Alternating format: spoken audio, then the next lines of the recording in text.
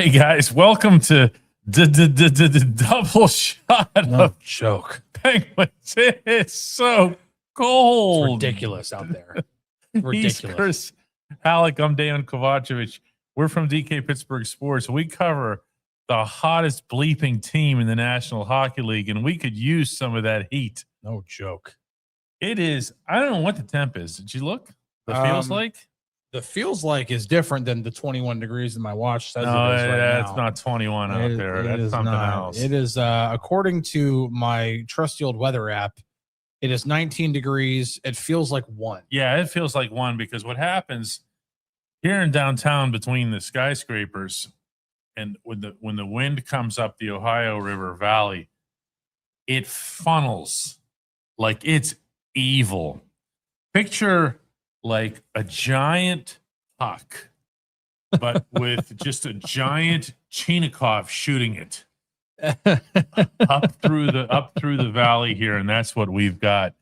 It is nuts here. That was like when I first got out of my car, the wind wasn't really blowing, and I almost didn't even wear my jacket. I was like, I think the hoodie will suffice for now. Like, I know it's going to get a lot colder later this evening, but maybe it'll suffice for the walk. Gosh, I'm glad I went back to my car and grabbed it because that wind picked up and I would have died. So I'm thinking of ways that we could summarize what the Penguins have done on this Western trip so far, and I came up with this. These guys, boom. These guys, not even to be taken seriously. Boom. And how about this one? Edmonton Oilers. No one saw this one coming. No, not 6-2. No one saw this one coming. Probably not even them. Yeah. 6-2 final score. That was and it's an aggregate 16-6 count in winning the first 3 games out west for the Penguins. They closed the trip Sunday in Vancouver. Go ahead with all the usual snark about how that's going to be the one they blow and whatever else. The Canucks have lost 11 out of their last 12 games. An 11-game losing streak that was a franchise long that they just snapped. They're playing the Devils tonight out there. Finish it off, man. Finish it like the Chinikov shot last night. Finish it like all the Chinikov references we're going to make today. Finish it like that. A credit to Kruger here, who names that line Tommy Chinikov, which is pretty. Chris likes it. I do. You got a bit of all 3 guys in there, and listen, I don't know how many more times I got to talk about Chinikov's shot in this show, but you couldn't even see it go in or out of the net. It was just ridiculous. Full marks, by the way. No. To Ryan Shea, the only guy on the rink who realized it was a goal. Did you notice that? Yeah, that's kind of funny. Okay, so here it comes. I think Chinikov knew. But you never can tell with his celebrations because they're so chill, right? Yeah. Not this chill. Chill. That's not chill. That's something else.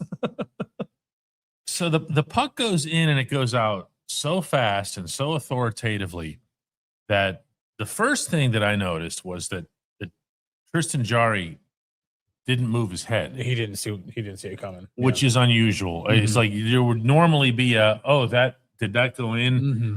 He didn't move his head. He just faced front. Chinikov kind of skates behind the net. The ref has no reaction. He's over on the far boards. Mm-hmm. I don't think anybody else on the rink realized it either, except for Shea. Yeah. And Shea raises his stick and he goes, hey. And that was when, I don't know which, but one of the 4 officials on the rink blew the whistle. Mm-hmm. And you have to be definitive there. Now, what happens, Chris, that's kind of interesting. If no one does that, if they just keep playing, by rule, and this has happened in the NHL, the Toronto replay room can blow the horn in the arena. They don't ask somebody else to do it. They actually have the ability to blow the horn and stop play so players don't risk getting hurt in non-time. Right.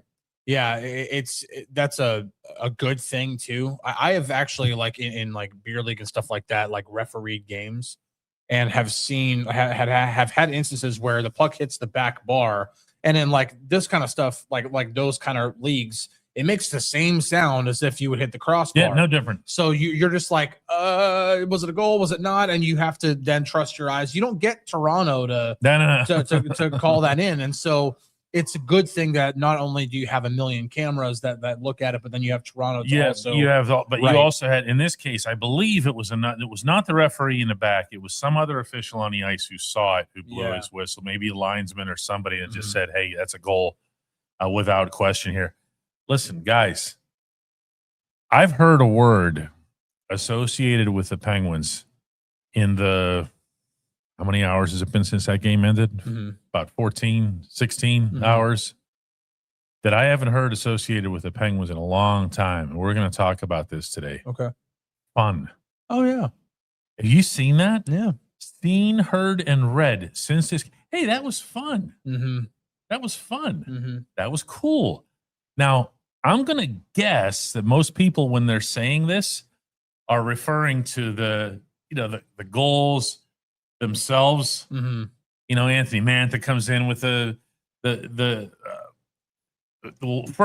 first he had the really, really sweet tip off the hard pass from Justin Brazeau, scores on the breakaway. Then Sid does, what the heck? I don't even know how to describe that. Who tips? Who redirects from the that high out? slot? Yeah. That's not right. No, it's not. There's for anybody who plays the NHL video game, there is an X factor on the video game that you can apply to your character called Big Tipper, which gives you the ability. Are you making this up? No, I'm not. Okay. Which it gives you the ability to make better tips in front of the net. But I can guarantee you that not even in a video game, if you have the elite X factor, like Big Tipper X factor, that you can direct a puck that's coming from where Shea passed it 45 degrees pretty much to tip it 45 degrees, not even in a video game. And Sidney Crosby did it in real life. Well, now you have two big tippers in as many nights, because Gino had one from way out in the high slot in Calgary that still, I don't think, has hit the back of the net. But he got it past the goalie, which is all you have to do, because it's going to get back there eventually. That's fun. Yes. Now, you want to know what I think people refer to when they say fun? Fans will never admit this, but it's totally the truth. They can't stand close games. Give me a laugher. Give me a night where I can just sit back and enjoy the hockey, not worry about the blown lead. Jake Wallman scores the shorty, and everybody's all tight again. Oh, no, what are we going to do? And then the Penguins, of course, answered not with one, but two more goals, 3 more goals. That part is fun. Yeah. I have a different definition. Okay. Mine is, and if you've been with us since the beginning of this season in one form or another, you'll know that I have held that opening night at Madison Square Garden on a separate pedestal. This, my friends, not these 3 games, not the 3 helmets I just threw over there. These last 6 games that the Penguins have played, the last 6 games that they've played, they have done all of that swarming, all of that aggressive defense. We're not going to give you a chance to move, kind of forechecking, back checking, tracking back through the neutral zone. And the reason that I find that to be fun is that I know going into every game that if they play that way, it doesn't matter if it's Tampa, who they outplayed. It doesn't matter if they slaughter the Flyers. It doesn't matter if they fly 5 hours to Seattle and don't have a practice or a skate. It doesn't matter if they then go back-to-backs in Alberta, because you're playing a way that nobody wants to go against. This was what Mike Sullivan would talk about, but he hadn't been able to achieve for about half a decade, Chris. Yeah. This is fun. No, seriously. It is a fun brand of hockey, because when you think about the best teams, and I think about, okay, I'll put it this way. I remember the first time, and it was the first time in a long time I had seen it, that 2016 Eastern Conference Final between Pittsburgh and Tampa. Oh, it was 2 teams that were relentless, that were fast, Crazy that were fast series. skilled. I mean, it was just neither team would let the other one breathe. No. And it wasn't like the Washington series before it because it wasn't physical. It was just yes. You had no time to react to anything. You had to make fast decisions. You had to do it with urgency and with purpose and with confidence. And if you didn't do it, you were gonna spend all night in your own zone. The Penguins are playing more like that recently. And when they've played their best hockey, again, it doesn't have to be the most skilled where Malkin's going, coast to coast and he's gliding through everybody. Yeah, those are fun.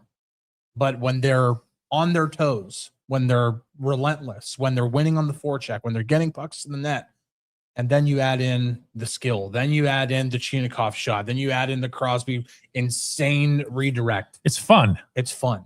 It's fun, but it's also a healthy brand of hockey. It really is. Yeah. Fun also is looking at the NHL standings when your favorite team is doing well. The Penguins are 25, 14, and 11. They're 10-2-2 since the Christmas break. Remember when they were dead? They are now. I covered that last game before the Christmas break in Toronto. You were the problem then. I was the problem. But I've covered a couple games since then, so don't let yourself off the hook. That game in Toronto was gross. It was gross. It was gross. But I was at the Carolina game with my son where they won 5-1. Yes. And then I covered the Flyers game, which they dominated. They dominated. So I'm not the problem.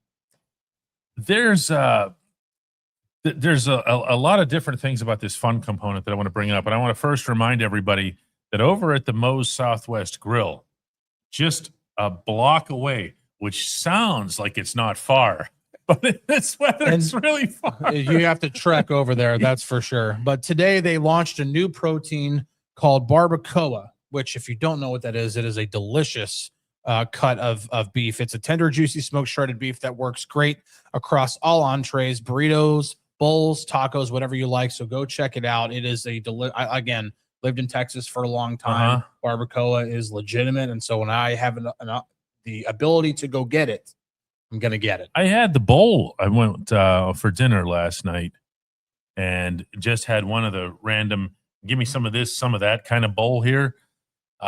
Really, really good stuff. It was what I found interesting about the counter where all of this was being produced. This is the one here in Market Square, was that you could see the smoke coming off of it. You like that too. The sizzling sound. That was good stuff. Check out the Moes Southwest Grill. They've been great partners. Yes. With us.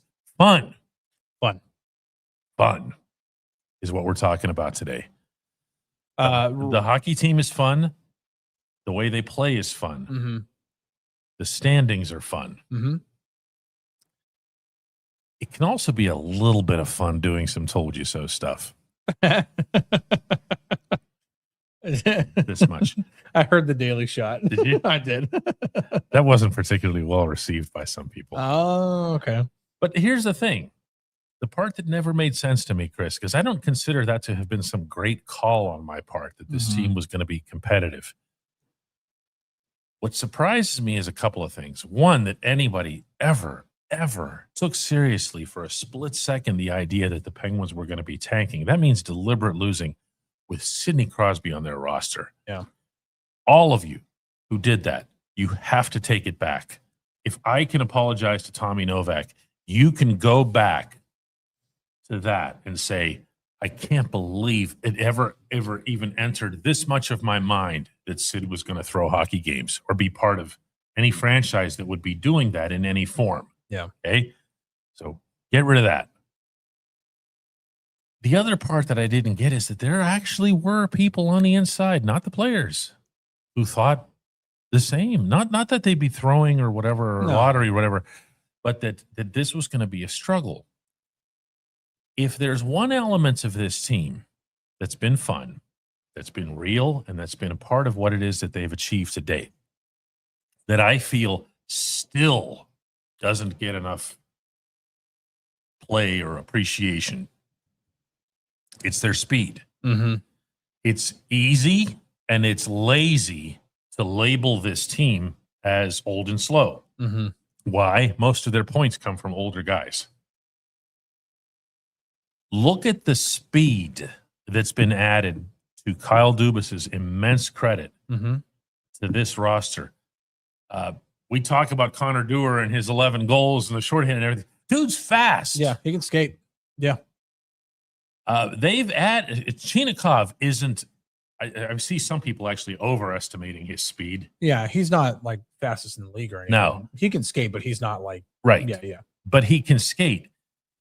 They have guys who can move. They've added enough of that team speed. Mm-hmm. You know, Ben Kindle has become a nice young skater with a lot of freshness to his legs. They've added some of that on the back end. Mm-hmm. Ryan Shea, I don't know what happened with him where he can skate like this. I think it's worth like a further dig into. Seriously, because he was just a dude. Yeah, he was just a dude. Yeah. It didn't like Pittsburgh, Dallas, didn't matter where he was. He was just another guy. I forgot he was even with Dallas. Mm-hmm. Yeah. Yeah. So that's a nice pickup. Yeah. That wasn't his, by the way. No. That wasn't Dubas's. Yeah. But you have to give him the opportunity to play still. Well, you have to give him the opportunity and you have to give him the contract, Yeah, which yeah. they did last year. Mm-hmm. The team can move. And then what ends up happening when you have the Penguins adding additional foot speed, the older guys, while they might not be on their wheels what they've been, they can still skate. Yeah. Erik Karlsson's still going to skate around. He's almost everybody. Still, there's also an X factor in the video game called Wheels. And I remember the first time it was a 3-on-3 where I think Karlsson just flew past everybody into the zone. I can see and then this passed in real life, passed it back to no. I'm talking about a real Penguins game, and then passed it back to Sid. I think Sid is the one who buried it. It was one of the overtime winners. I think might have been in the preseason actually. Now I'm thinking of it actually was. He went flying all by himself up the left side. Yeah, I remember it. Yeah, but that's what I thought of. I'm like, oh, the Wheels X factor activated there. Like it was like he still has that capability. But what they all have is the capability to think the game faster than most, to react to the game faster than most. Yes. When you talk about Sid's skill level in redirecting that back pass there from Shea, that's part of it. But remember that what he had to think about, what he had to adjust to there was Shea could just give him that puck. He could just feed it there. Sid's reactions are so ridiculous that the puck is coming at him at a very high rate of speed. Mm-hmm. That's when he adjusts his blade to not just change the direction of the puck, but to change it in a vertical way. Mm-hmm. That's evil. It is. It is. Do you know who Doofenshmirtz is? You don't know who Doofenshmirtz is? Oh, no Doofenshmirtz for Chris. Doofenshmirtz was from Phineas and Ferb. Oh, my kids don't want my kids are too young for Phineas and Ferb. This is evil. Okay, here's another one from SpongeBob. Okay, SpongeBob. When Mermaid Man and Barnacle Boy, I don't know which of the two, but one of them would say,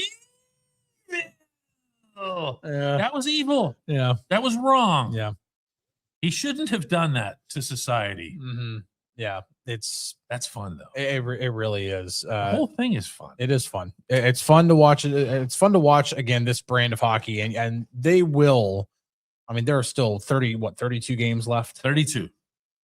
They're not going to win all 32 games the rest of the way. They're going to hit another patch. Well, shoot, if they win all 32, then by all means. But just saying, like, they're gonna hit another patch, and maybe it comes after the Olympic break. Maybe it's right before. I don't know. But if this brand of hockey can continue on, win or lose, if they can continue to play this way, not only will they probably get into the playoffs, but can actually, if they continue that on, make a run, like win a series at least. Here's what I have. That is fun to think about. Mm-hmm. I look right now at those standings to what you're saying, and I see the teams in the Metro that are behind them. I'm really not paying as much attention to the conference, because if you get into the top three in your division, the conference doesn't matter at all. Mm-hmm. if I look at the teams that are behind the Penguins in the Metro, for one, the Islanders are now one of them. They're 6 points behind the Hurricanes. I don't consider the Hurricanes to be some exceptional team. I don't think this is one of those years where the Hurricanes are really taking off with anything. Right. For that matter, I should point out that if they're 6 points behind the Hurricanes, they're also 6 points behind the Red Wings, who are the conference leader, because those two teams each have 67 points. And by the way, the Penguins just got done spanking both of them within the past month. I think the Lightning have like 4 games in hand on Detroit, by the way. So Lightning are the best team in the conference. I agree with that. They're the class of the conference. That includes the Penguins. Great. Wonderful. What you have to do is make the playoffs. And to do that, I think the best path for that is in the Metro. Look at the teams that are behind the Penguins in the Metro. And you have the Islanders, who are really, really blessed to have that kid, Matthew Schaefer. Okay. He is left-handed Cale Makar, but then he's even got something else to him. The Flyers are there. My God, their goaltending. It's a problem. I mean, the Capitals are there, and all the Capitals keep doing is losing. Now, I understand that the Capitals appeared to be on some kind of trajectory last year where they had their wonderful mix of young and old and all that stuff the Penguins wanted to be, and they have all these alleged great draft picks on the way. They just keep losing. So 21 regulation losses for the Capitals. But of late, they've lost 4 in a row. They lost to they're the team that lost to Vancouver. You know how hard it is to lose to Vancouver? Oh, watch your words. Yeah, I know. Because you know if the Penguins lose on Sunday, everybody who's watching this show right now is going to be mad at one person. The Canucks are awesome. This is like when they had Trevor Linden and Pavel Bure. And while we're at it, we can throw in the Twins. The Sedin Twins, yeah. This is all those Canucks teams all in one. They're the greatest. With Richard Brodeur in goal with the big Darth Vader uniforms. Yeah. Now, I'm not going to say that this is as bad as the Penguins, but the Capitals are also 0-5 in shootouts. Yeah. So you also have the Capitals. Who else is down there from the Metro? Columbus, New York, Rangers. Oh, dead last. Yeah, they're not even looking at that. You got. But that's who you have to fend off. Yeah, the Devils, the Flyers. The Devils are getting ready to fire Sheldon Keefe. They're getting ready to dump Dougie Hamilton. The Devils have a -20 goal differential. They are exactly what they are. Yeah. And that's all gonna go south. So what you're looking at in the Metro here is a pretty down year overall. So go win it. Yeah. Go chase the Hurricanes. Yeah. They're not untouchable. I mean, they're a good team. They're a good team. Regular season team. They are 7-1-2 in their last 10. They have a +27 goal differential. They've scored 176 goals, which, by the way, I think leads the Eastern Conference. They get so little respect inside, like actual hockey people. That's second in the NHL to Colorado, by the way, the 176 goals. So they can score, and they're a good team, but they're not untouchable. The Penguins are 6 points behind them with a game in hand on them. It's not impossible, and they just beat them 5-1. I mean, they just schooled them and the Red Wings here. And the Red Wings, they did it back-to-back, home and home. Guys, it's fun. If you follow all 3 of Pittsburgh's teams, you'll know that this is exceptionally fun. And I use the term advisedly. It is the exception. This is it's been a while around here. I don't believe that this is the next coming of the Pittsburgh Penguins, because I'm going to say it again. Got your older guys that are still producing a lot of points. You do need to get more of the Ben Kindle and the Rutger McGroarty and the Ville Koivunen. And for that matter, Gorchinikov. Yes. You need to get more of those types. You need to have more Justin Berzeau, Connor Dewar type surprises. But to have them along this early in the process is nothing but a positive. Is there a kid being held down Mhm. by the lineup? You can say McGroarty, and I can say he got dinged, Mhm. and they don't want to risk him. Yeah. But is there a kid being held down? Tristan Brose is hurt right now. Yeah. He's going to be here for a while too. But are they holding back the kids because of how well these other guys have done? I don't think so. I don't think so either. No, and it's not like the kids who are finding their way into the lineup aren't like contributing. You know, Kendall is contributing. He hasn't scored in a while, but he's still playing at a high enough level where everything else he's doing, where it's like, we don't necessarily need the goals from you right now.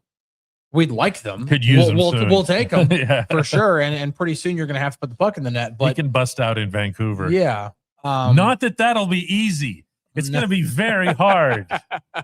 One question I think we need to hit on that's been asked a few times here. Yeah. I think you even posed it that we needed to talk about it on the Daily Shot. Is Gino going to get the next contract extension? No. I think you're going to see Dewar get the next one. And I don't think that's a matter of priority. I think that's just a matter of, I think you want to get these guys when they're really, really feeling it. Oh, yeah. Okay. And when Kyle Dubas approached Blake Lizotte and his representation, he did so at a pretty peak moment for Lizotte. Mm-hmm. And that's not to say you want to take advantage of him. It's to say, hey, we want you to feel this appreciation that we have. Okay, we're the ones that brought you over here. You got this. Okay, now Dewar, you say to him, we're the ones that gave you an opportunity. Yeah, Toronto didn't. No, and yeah, and Dubas knew him to an extent from the Marlies and time up there. Mm-hmm. This is the guy I think that you take care of. You can do that in the Olympic break.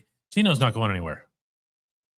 Right, I see what you're saying. So I do think that you get Gino done before the end of the Olympic break, which is going to be a little tricky since Dubas will be in Italy. Maybe Canada will get eliminated early, and then they'll have extra time. Maybe Canada will get eliminated early. Yeah, with what goaltending? Yeah, exactly. What goaltending? Their goaltending is not gonna allow what them. What goaltending might that be? Craig Bennington or what? Jordan Bennington? Craig Bennington was a New Jersey reference from 100 years ago. Jordan Bennington is your goalie. Yeah, you got away with that once, Canada. Yeah, I don't know if that'll happen again. And they might run into Sweden, and they might run into Team Italy with all those nationals that they're using. Did you see that? That's what Italy's doing for their Olympic hockey team. They had they would have gotten Phil Tomasino and other guys with Italian heritage. Yeah, they just said they're actually just filling it up with guys from the Italian league, like Italian guys. Mm-hmm. Those are going to be like football scores, right? Yeah. No, seriously, like first quarter playoff football scores. What first quarter are we talking about? Are we talking Steelers, Texans, or are we? We're going to have to get to that subject in a few minutes here, but hey guys, listen, this is fun. It's all right to have fun with this. Mm-hmm. This is cool. There'll be all kinds of time for angst and everything else here, but they've got a nice little run of teams they've got coming up. Some good games, some weaker opponents, some fantastic opponents. The teams that'll just give you their all. Yeah, Vancouver is blood and guts. The Vancouver Canucks. Banksy just says in all caps, fun. Yeah, it is fun. It is. There's nothing wrong with that. Mm-hmm. You can't come on here on a day like this and expect us to go, oh no, what about this or that? Guys, on that note, oh no, what about this or that related to the coaching search? Is on our other YouTube channel. That's on our YouTube Steelers channel coming up in about 2 minutes. We hope you join us over there on the double shot of Steelers. Thanks so much for being with us all week long.